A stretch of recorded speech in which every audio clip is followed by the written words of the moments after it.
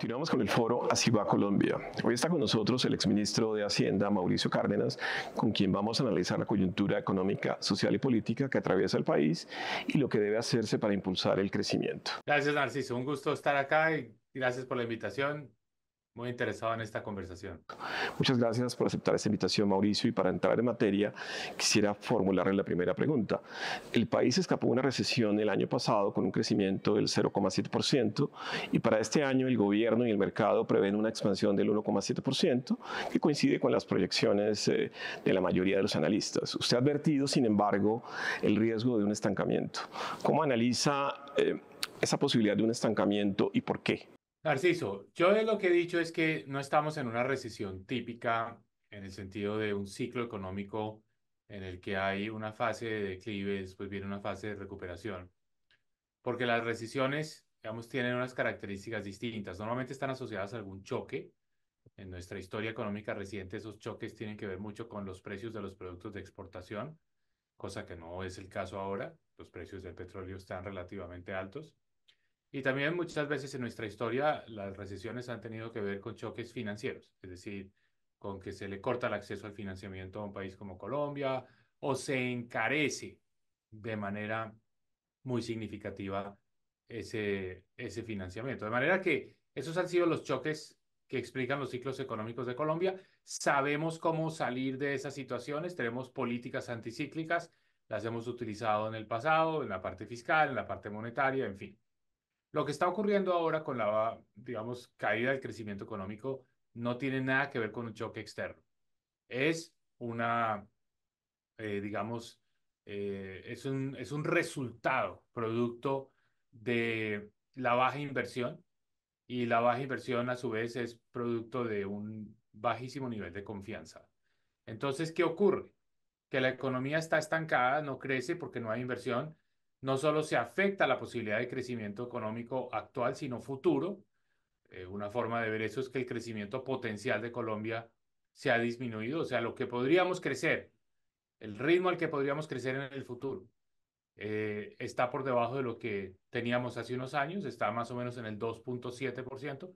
Entonces, no es una recesión, es un estancamiento producto de la caída de la inversión, producto de la caída de la confianza, y mientras la confianza no se recupere, no va a haber un mayor crecimiento económico. Entonces, marco el contraste entre una recesión y un fenómeno cíclico a algo un poco más duradero, más permanente, más estructural, como es la caída actual de la inversión, que explica por qué la economía no creció en el 2023 o creció muy poco, 0,6%, creció muy poco en el primer trimestre del 2024, 0,7%, y yo la verdad creo que va a crecer muy poco a lo largo de este año. La cifra final seguramente estará entre 1 y 1,5%. Entonces, la economía está bastante estancada por ese factor, por la caída de la inversión. ¿Qué tanto de la desaceleración puede atribuirse al ajuste que ha llevado a cabo el Banco de la República para reducir la inflación y controlar el desajuste en el sector externo? ¿Y qué tanto al ruido generado por la polarización, los anuncios de una constituyente y los escándalos de corrupción que incluso han salpicado al ministro de Hacienda? La economía salió de la pandemia en una, digamos, en una forma muy fuerte, con un cierto recalentamiento y que hizo necesario poner el pie en el freno, porque había dos manifestaciones de ese recalentamiento. Una, la altísima inflación, que llegó a casi 13%. Y dos, el déficit de la cuenta corriente de la balanza de pagos, que llegó a casi 6% del PIB.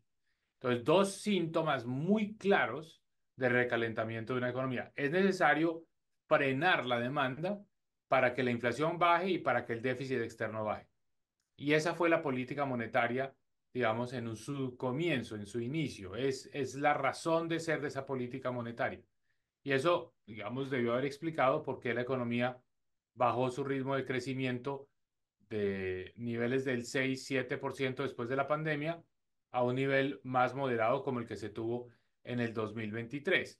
Ahora, no explica por qué la economía sigue estancada. O sea, la economía, ya la política monetaria jugó ese papel, las tasas de interés empezaron a bajar, ya esto del ajuste en la parte monetaria, pues ya pasó, ya no es el presente. Ahora el presente es Aún si bajan las tasas de interés, no estamos viendo la reactivación, la dinamización de la inversión.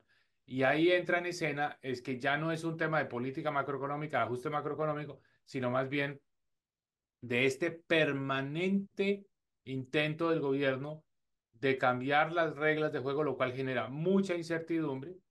Muchas veces ni siquiera cambia las reglas de juego, pero es el anuncio, es la amenaza de que las va a cambiar, lo que frena mucho a los empresarios y por lo tanto es lo que explica por qué ha caído la inversión.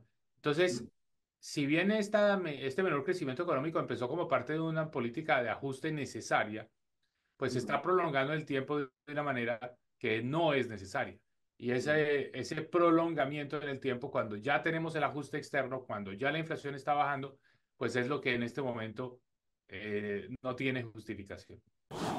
¿Cómo analiza las reformas que ha impulsado el gobierno, principalmente la pensional, que a pesar de haber sido aprobada, corre el riesgo de ser tumbada por vicios de procedimiento y la falta de aval fiscal en algunos de sus aspectos? Más que las realizaciones, porque vuelvo a insistir, no es que el gobierno haya logrado hacer grandes cambios, pero son los anuncios, es la intención de la reforma a la salud, la intención de la reforma a la ley 142 y 143 de servicios públicos, la intención de crear un mecanismo de inversiones forzosas para los bancos, la intención de reformar el, la forma como opera el sector de la infraestructura, la parte del sector eléctrico específicamente, de las tarifas de energía. Bueno, todos esos anuncios sumados son los que generan la sensación de las reglas de juego van a cambiar.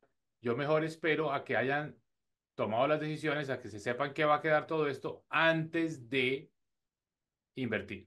Entonces, lo que es curioso es que es el peor de los mundos, porque son anuncios que lo único que generan es ruido, pero ese ruido al final del día está teniendo un gran costo desde el punto de vista económico. Hace varios meses le escuché decir que la macro iba bien, pero la micro no. ¿Sigue pensando en lo mismo y por qué? Sí, es decir, la macro hizo su tarea, que era el ajuste del que estábamos hablando hace un minuto. Pero, o sea, el Ministerio de Hacienda no es el responsable de esta situación. El responsable es el permanente anuncio de cambios regulatorios, cambios en las normas, en la forma como operan los diferentes sectores de la economía. Le voy a poner otro ejemplo. Al comienzo del gobierno se decidió que no se iba a subir los peajes, como estaba contractualmente pactado con los concesionarios.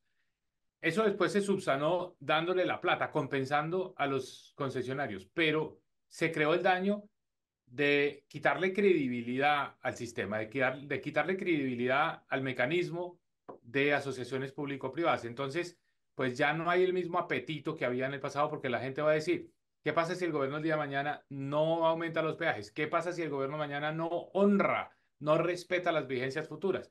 Entonces, ya los inversionistas no tienen el mismo interés en hacer las carreteras que tenían hace unos años. Entonces, todo esto en la micro, que es la forma como operan y cómo están regulados los diferentes sectores, es lo que está haciendo estragos desde el punto de vista económico. ¿Cuál debe ser la actitud de los empresarios, Mauricio? ¿Cómo enfrentar la coyuntura que atraviesa el país? La más importante, aquí a nadie le conviene que haya una gran crisis económica. Yo creo que los que dicen, no, es que si hay una crisis, entonces el país va a despertar y se va a dar cuenta del mal gobierno que tenemos. No, una crisis económica sería tremendamente costosa. ¿Por qué?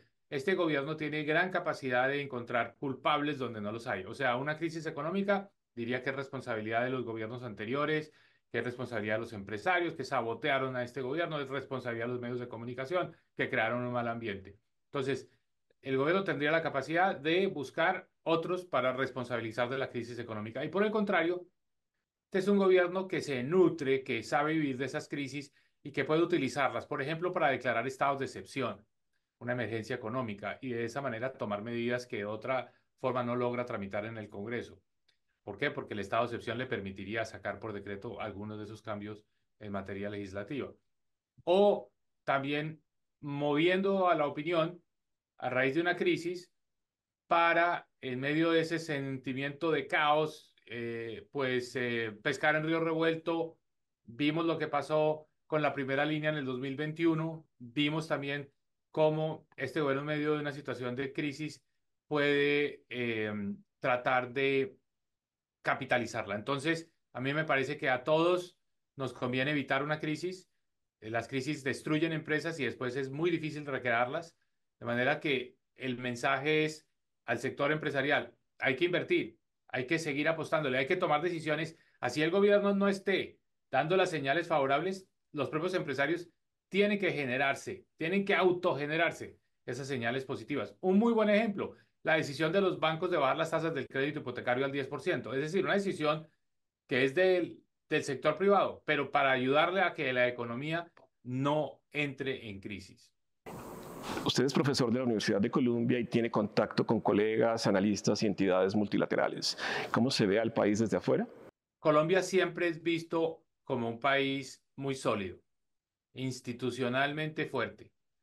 O sea, hay más preocupación sobre lo que está pasando en Colombia que en el exterior. En el exterior los inversionistas mantienen ese nivel de confianza, ven esto como una especie de fase, pero siempre piensan, Colombia vuelve a, a su centro de gravedad, vuelve a el respeto por las reglas de juego, la institucionalidad económica que es atractiva para la inversión privada, un país con un buen ritmo de crecimiento. O sea, el extranjero le apuesta a una Colombia mirando a mediano y largo plazo y no se deja contagiar tanto por ese día a día de las noticias nuestras, que es lo que nos mantiene a todos los colombianos como en estado de alerta permanente. Yo le apuesto a eso, o sea, somos optimistas, creemos en nuestro país, tenemos mucha confianza en que vamos a retomar las cosas. Yo soy de los que cree que estamos atravesando una fase de mucha incertidumbre y con consecuencias económicas, pero que las instituciones colombianas han sido suficientemente fuertes como para evitar un mayor daño. Entonces yo creo que con la misma fuerza como en el pasado el Congreso y las Cortes se han opuesto a decisiones de este gobierno, lo van a hacer hacia adelante con mecanismos como el fast track o la posibilidad de una nueva constituyente, en fin, todo eso que al final podría sacudir, socavar nuestras instituciones, creo que nosotros vamos a ser capaces de evitarlo.